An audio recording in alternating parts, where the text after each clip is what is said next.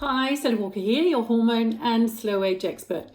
So let's talk about atherosclerosis. Let me say that again, atherosclerosis. So what is it? What's this all about? Well, atherosclerosis is the hardening, the stiffening of the arteries due to inflammation, due to cholesterol being put in the walls, possibly calcium being put in there as well. But you've got a dysfunction in the walls of your blood vessels, particularly the arteries, and it can be any artery at the end of the day. But the ones that there's most focus on is obviously the coronary arteries, the ones which are supplying the heart with blood, and some of the major arteries, the aortas, etc., etc. Anyway, so atherosclerosis. Oh, and one more very important blood vessel is the one which is supplying blood to your penis. So boys, did you check that article about erectile dysfunction? Because as you would have read, the biggest cause of erectile dysfunction is atherosclerosis. So did I get your attention now?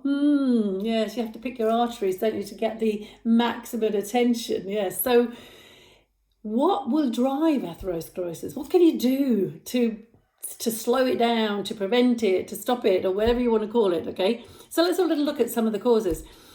Glucose spikes, okay, so having imbalances in your blood sugar, yes, and then you're going to have imbalances in your insulin, and you're possibly going to be insulin resistant, and this is going to drive, so a lot of sugar in the blood makes the blood sticky, so the sugar's sticking to other molecules, they're too big, they damage the artery walls, etc. as they're being transported, block the artery walls in the tiny blood vessels in your toes and in your eyes and in your kidneys, etc. get blocked by these big sugar molecules, and then the tissue starts dying, doesn't it?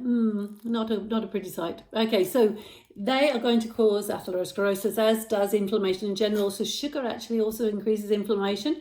But there could be other reasons why you have an increased inflammatory state, and having inflammation checked in your blood as we age is very, very important.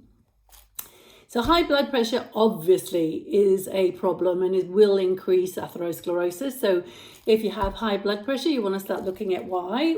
It could have something to do with insulin as well. But it could be maybe things like you need to have some more magnesium. But definitely if you have high blood pressure, you must get to the doctor, talk with the doctor about the possible causes and the possible treatments that you can do, because it's a killer.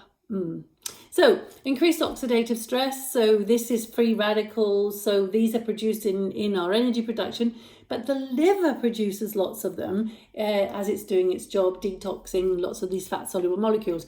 So do you have enough antioxidant protection? So are your enzymes working properly? Are you eating diet full of lots of wonderful antioxidants? Because that's going to be important as we age.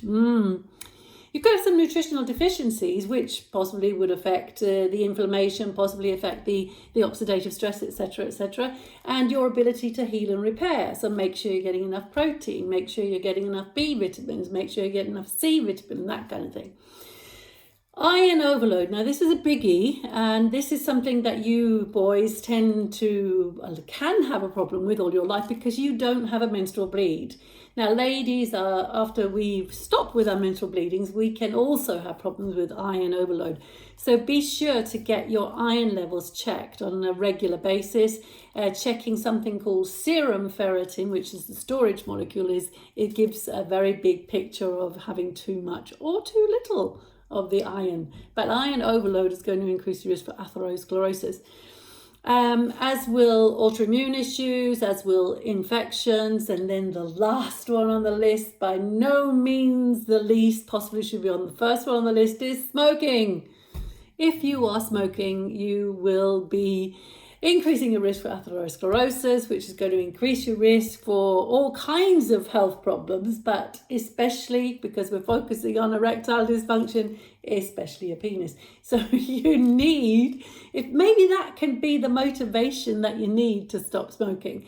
There is nothing good to say about smoking. Anyway, check the articles in the blog, because there's so much information about keeping you guys healthy after andropause or with lower testosterone, which, by the way, is natural. It will decline, but it doesn't mean to say that it's healthy that it gets too low. So check out how much testosterone you should have and get yours checked to see if you have that level of testosterone, and if not, what you can do to increase it. Happy hormones, happy life.